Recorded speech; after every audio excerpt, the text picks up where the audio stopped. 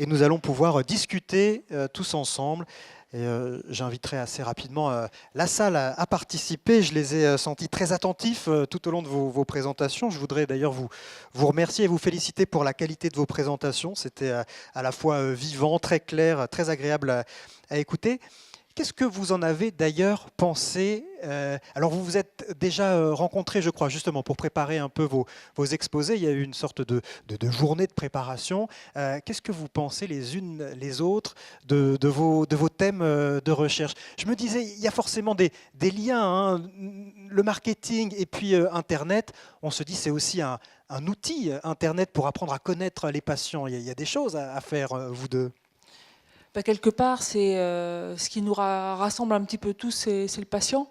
Et finalement, les instruments qui sont à sa disposition pour maîtriser ou pour avoir un regard, pour être assez serein par rapport à sa santé. Et c'est vrai que ça va être en fonction de la personne elle-même, qu'elle va plutôt s'orienter vers des objets connectés, qu'elle va être elle va avoir beaucoup d'appétence pour de l'information.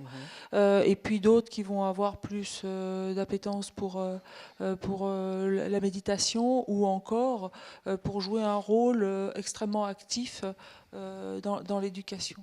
Alors, je ne sais pas si ça répond à la question exactement, mais si c'était pour rechercher un lien entre les trois, je crois que entre les quatre, il ne faut pas que je m'oublie, c'est vraiment le patient qui, à mon avis, le rôle qu'il joue de plus en plus dans le système. Je pense que c'est l'évolution majeure sur laquelle on peut discuter. Ouais. Oui. C'est-à-dire qu'on sent qu'il y a mille et une façons d'innover, parce que finalement, que ce soit en faisant appel aux hautes technologies ou alors à des techniques de méditation vieilles de 3000 ans, finalement, on peut vraiment innover de façon très différente. Et effectivement, ce qui est au cœur de vos quatre approches, c'est effectivement la relation patient-malade. On a l'impression qu'à l'avenir, s'il y a quelque chose qui va vraiment changer, c'est la relation entre le soignant et le soigné. Voilà, pas patient malade, mais plutôt patient médecin. Oui, patient-médecin, oui, sinon c'est Mais le même. vous avez parlé de haute technologie, choses comme ça.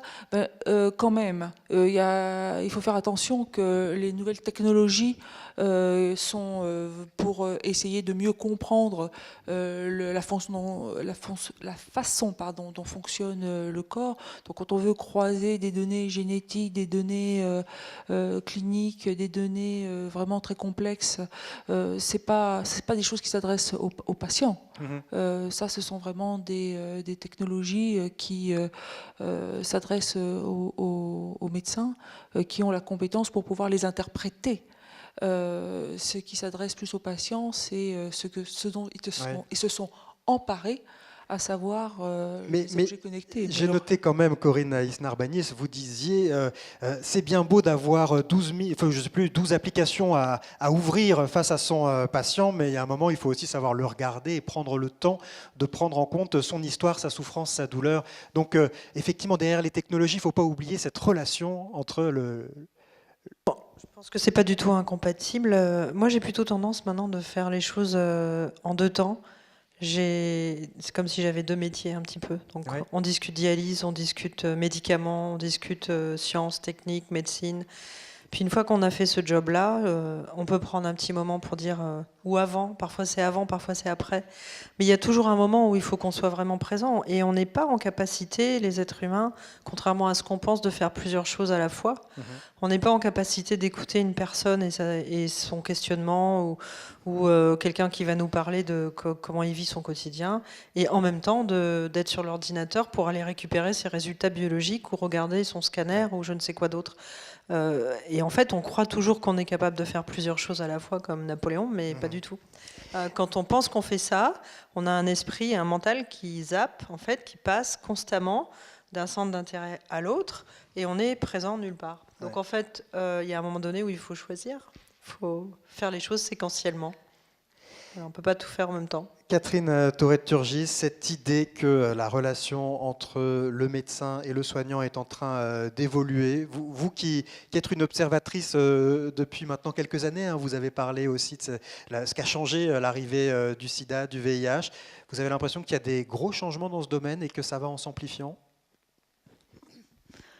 J'en sais rien. Moi, j'aborde pas les choses par le biais de la relation, puisque moi, je suis partie d'inverser le système. c'est-à-dire de haut en bas, puisqu'on est sur un système où c'est le haut qui décide pour le bas, si le bas, on le faisait monter vers le haut pour prendre des décisions. Donc je pense que les approches de la relation, ça a été aussi un alibi pour pas voir d'autres choses. C'est-à-dire on s'est centré pendant très longtemps, oui, la relation. Alors il y avait par exemple beaucoup de cours sur comment communiquer avec les patients. Et puis un jour, moi je travaillais avec un groupe de douloureux chroniques. On a dit, bon, on va faire dans l'autre sens. C'est do you speak doctor? C'est-à-dire comment apprendre aux patients à communiquer efficacement avec... Donc moi, je suis sur ce positionnement-là. Ouais. Donc du coup, je n'interviens pas sur... Mais dans la relation, je mets aussi la place du patient. C'est-à-dire que ce que vous observez, ce à quoi vous participez, c'est à ce que le patient ne soit plus passif à subir le traitement qu'on lui donne, mais qui prenne part vraiment à l'aventure, qui puisse... parce que effectivement, être malade et se soigner, c'est une vraie expérience de vie et il est aux premières loges pour prendre les décisions. Et c'est là que je déconstruis ce paradigme sociologique en disant mais le malade, il n'est pas passif. C'est un opérateur parmi d'autres de la division du travail médical. On n'a jamais vu un malade passif. Je veux dire, si le malade, il tend pas son bras, il n'y a pas... Donc en fait, le malade, c'est un opérateur. Il fait un travail, mais c'est un travail qui n'est pas reconnu, c'est un travail invisible. Donc il n'y a pas de choses, il y aurait quelque chose d'actif et quelque chose de passif serait le malade. Donc ça, c'est une déconstruction totale du paradigme habituel. Donc quand on entre par les relations, à mon avis, on est foutu. Pour la révolution, c'est foutu. Ça implique quand même que le médecin laisse cette place au patient. Donc lui aussi, ça implique une remise en cause du médecin, ce que vous dites. Bon, moi, je n'ai pas de problème avec les médecins, je travaille avec eux. La question, c'est de voir qu'en fait, c'est une coactivité, le soin. C'est pas moi, j'interviens, et puis lui, il bénéficie. Il co-active, enfin, c'est une coactivité. Ils agissent tous les deux. Donc l'idée, c'est que bon, moi j'ai pris un tout petit peu de temps à regarder le travail du patient, avec en plus maintenant on a des assises sociologiques extrêmement sérieuses sur cette question-là à partir des années 80, 82, Anselm Strauss, etc. Donc on voit vraiment un shift de paradigme dans l'étude sociologique, où on voit qu'à partir des années 80, on va laisser tomber de regarder la relation, on va regarder plutôt qu'est-ce qui se passe, qui fait quoi, qui manage, comment finalement l'hôpital, c'est un ordre négocié. Et c'est des négociations, des transactions en permanence. Donc moi, j'ai plutôt utilisé les théories interactionnistes pour montrer qu'en fait, c'était un monde qu'il fallait regarder, mais des deux côtés. Ce n'était pas en se centrant sur l'un ou sur l'autre, sinon on n'arrive nulle part. Déborah Vallet-Fotka, est-ce qu'avec vos études marketing, vous vous êtes intéressée à cette relation, à cette interaction entre le patient et le médecin? Oui, forcément, parce qu'on assiste quand même à un empowerment, on va dire, du patient, du consommateur de santé, et qui va changer la relation qu'il n'a, pas qu'avec le médecin, pour le coup, avec tous les professionnels de santé. Et on a beaucoup travaillé, nous, sur la relation qu'il pouvait avoir même avec le pharmacien, quand on voit des patients arriver avec un truc imprimé d'Internet en disant voilà, j'ai ça, il me faut ça, le pharmacien a l'impression d'être un épicier, quoi, à qui on va donner la liste de courses et allez-y, remplissez-moi mon caddie. Et puis on a vu aussi que la relation avec le médecin, entre autres dû à l'Internet santé, avait changé et que les médecins la géraient aussi très différemment en fonction de la génération du médecin, de la façon dont lui appréhende l'outil Internet santé. Il va gérer très différemment le patient qui se sent expert de sa santé. Mais cet empowerment du consommateur de santé change forcément la relation qu'il a avec les professionnels de santé. Mais c'est une tendance qui existe dans tous les secteurs, en fait. Cette espèce de consumérisme excessif du consommateur qui se sent plus puissant qu'il n'était. Ouais. Et qui change sa relation avec tous les professionnels. Marie-Christine Gelon. Il va marcher. Il va marcher, voilà. Oui, il marche, pardon. Donc, oui, en fait, j'avais juste envie un petit peu de rebondir, mais à ma casquette, un petit peu d'informaticienne, pour dire que finalement, j'ai l'impression que le schéma qu'on a toujours vu, c'est le médecin qui a des données assez objectives sur ce qui se passe chez le patient, donc qui va les interpréter et qui va, au vu de connaissances quand même assez généralistes acquises par l'expérience, prendre une décision. Ce qui change la relation, j'ai l'impression, c'est une nouvelle donnée, je suis désolée de le présenter comme ça, mais qui vont qui va être qu'on va prendre en compte les préférences des patients. Finalement, ça sert à rien de dire à quelqu'un il faut absolument que vous fassiez du sport pour maigrir si la personne elle veut pas faire de sport ou si la personne habite à 300 km du premier stade. Et ça, c'est des données qu'on ne prenait pas forcément tellement en compte avant. Et le fait que le patient ait des moyens d'exprimer ces types de données-là, effectivement, ça fait qu'il n'y a pas un patient qui a cette maladie, mais qu'il y a des patients et que les préférences des patients vont compter, non seulement dans la décision, mais dans la guérison. J'aimerais vous poser, alors c'est un peu une question double pour conclure, à la fois, puisqu'on l'a vu, chacune dans votre domaine, vous innovez, vous êtes un petit peu en pointe, vous avez parlé des gens qui vous ont facilité la tâche, on voit à chaque fois il y a des rencontres, il y a des personnes qui y croient là où d'autres auraient gentiment refermé le dossier. Est-ce qu'il y a aussi parfois des combats à mener parce que voilà, quand on essaye d'innover, il y a certaines personnes qui considèrent que, je ne sais pas, la méditation n'a pas forcément sa place à l'hôpital, que les patients n'ont pas forcément leur place à l'université, que c'est pas avec Internet qu'on soignera le monde. Enfin, j'en sais rien. On a dû vous dire parfois être un peu sceptique face à vos démarches respectives. Donc, quelles sont un peu les résistances auxquelles parfois vous vous opposez, et puis aussi nous dire les perspectives, jusqu'où vous aimeriez aller. Allez, on commence avec vous, Déborah Vallée de Vodka. Alors, moi, j'ai plutôt vous parler de résistance que de perspective. C'est pas évident, en effet, de parler de marketing de la santé. C'est pas évident non plus d'en parler au sein d'une faculté de médecine. J'ai commencé en fait cette démarche de recherche quand j'étais au CNAM. Et donc je travaillais en gestion de la santé, économie de la santé, et ça a été un combat, c'est-à-dire ça doit faire 15 ans que je suis dans cette matière, et c'est 15 ans de combat quotidien. 15 ans de combat quotidien, et pour former des gens au marketing de la santé, et qui ne soient pas forcément des requins aux dents longues des laboratoires pharmaceutiques, qui soient des gens qui apprennent à respecter justement Décidément. les patients et les consommateurs de santé. Alors, c'est très bien reçu de la part des étudiants qui souhaitent se former. C'est un peu plus compliqué au sein des instances universitaires et pas que. Donc, les résistances sont assez fortes. Ce qui est pas étonnant, et puis ce qui est étonnant dans un sens, parce qu'on doit être le pays où finalement le marketing de la santé en mode thème de recherche est le moins développé. Ah d'accord, on est plutôt en retard sur ce secteur-là. Oui. Non, clairement. Et pas qu'un peu, apparemment. Non, voilà. D'accord. Donc, s'il y avait une perspective, ce serait au moins déjà de rattraper. Ça serait les déjà, autres. oui, non, mais d'arriver à faire un corpus de recherche, d'arriver à repérer les gens disséminés dans la France entière qui font la même chose, et à essayer d'en faire un corpus théorique, ce qui est assez compliqué. Corinne Narbanis. Oui, je pense qu'en France, pour ce qui concerne les thérapies corps-esprit au sens large, on n'est quand même pas les premiers au monde.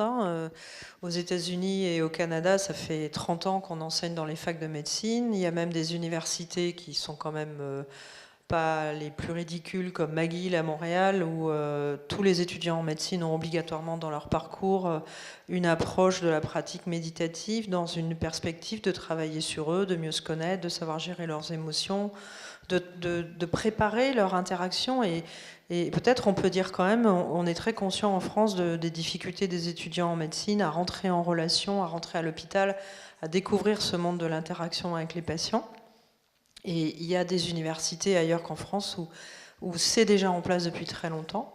De la même façon, l'accessibilité à ce type de pratique pour les patients dans beaucoup de pays est très très répandue. Il y a beaucoup de gens qui sont formés. Alors aux États-Unis, on peut dire que c'est payant. Nous, à l'hôpital, quand on offre ça à nos patients, c'est comme comme des programmes d'éducation thérapeutique. Moi, c'est comme ça que je les fais fonctionner dans le service. C'est gratuit. C'est gratuit. En tout cas, on ne les fait pas payer. Oui, c'est ça. C'est pas gratuit puisque c'est de mon temps que je donne pour le faire. Donc, entre autres, actuellement, dans une version un peu pilote du projet. Voilà, donc on a des choses à développer. Il y a des freins. Sur des sujets comme la méditation, il y a clairement des freins qui sont parfaitement légitimes. Moi, j'ai une partie de mes collègues qui se demandent si je fume des pétards le soir ou si je suis assise en lotus dans des volutes de fumée. Enfin voilà, je vois bien à leur regard que j'ai été classée dans la catégorie des New Age, Baba Cool. Bon, D'accord. tant pis, hein, mais je pense qu'il y a des choses intéressantes et scientifiques et vraiment dédiées, enfin, qui peuvent vraiment trouver leur place dans des lieux de soins et dans des lieux de recherche autour de ces thématiques. Et qu'elles sont intéressantes parce qu'elles sont transversales, c'est-à-dire que les chercheurs en neurosciences, les psychologues, les rééducateurs, les kinésithérapeutes, il y a beaucoup de pathologies dans lesquelles les gens, et beaucoup de spécialités dans lesquelles les gens ont des choses à faire et à démontrer sur ces pratiques. Catherine Tourette-Turgis. Oui.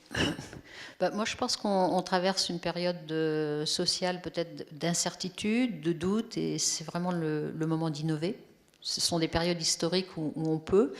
Et sinon, moi, dans les innovations que j'ai conduites, parce qu'il n'y a pas eu que l'Université des patients dans ma vie, ce que j'avais compris très très tôt, c'est qu'il fallait avoir des ennemis. C'est grâce aux ennemis qu'on avance. Mais j'avais aussi une stratégie qui était il faut avoir ses ennemis près de soi. Parce que s'ils sont près de soi, on va savoir un petit peu ce qu'ils vont nous préparer et dans quoi on va tomber. Donc, si on innove, il faut assumer que, bah oui, on aura des ennemis, et puis les ennemis, il faut apprendre à les connaître. Et puis surtout, je pense qu'il faut apprendre à aimer ses ennemis. Non. Les considérer, les respecter, parce qu'il nous faut avancer aussi. Un mot de conciliation. Marie-Christine Joland. Moi, au niveau des résistances, je dirais, et c'est bien, on le comprend bien, l'informatique, c'est un peu rébarbatif. Et alors, les jeunes générations de médecins sont un petit peu plus formés à intégrer cet outil dans leur quotidien, mais il y a pas mal de résistance encore peut-être sur ce que cet outil peut apporter en termes d'assistance. Et on s'aperçoit que le driver, le moteur, c'est peut-être plus ce qui se passe dans les grands groupes comme les Internet, Google, qui font des choses et qui appliquent leur technologie sur la santé. On voit qu'ils font des choses, on se dit, oulala, il faut quand même peut-être qu'on regarde ce qu'ils font. Mais donc, je pense qu'il faut peut-être former les médecins à utiliser cet outil-là comme un outil et comme une assistance qui doit rester un assistant, voilà. Et puis au niveau des perspectives, il y en a énormément, parce qu'on est avec cette nouvelle technologie, et je pense au plan France Génomique, où on construit des séquenceurs pour séquencer le génome des gens. C'est très bien. On est capable aujourd'hui de collecter énormément de données, parce qu'on sait le faire. Maintenant, il faut savoir les interpréter. Et pour les interpréter, il faut quand même aussi pouvoir les croiser, les étudier ensemble. Oui. Très bien. Je vous signale le prochain rendez-vous de Science à Cœur. Ce sera donc ici même le jeudi 20 avril prochain, avec pour titre « Le corps se met à nu ». Je vous souhaite une très belle soirée. Merci à toutes les quatre. C'était passionnant. Merci à vous et à bientôt, j'espère. Au revoir.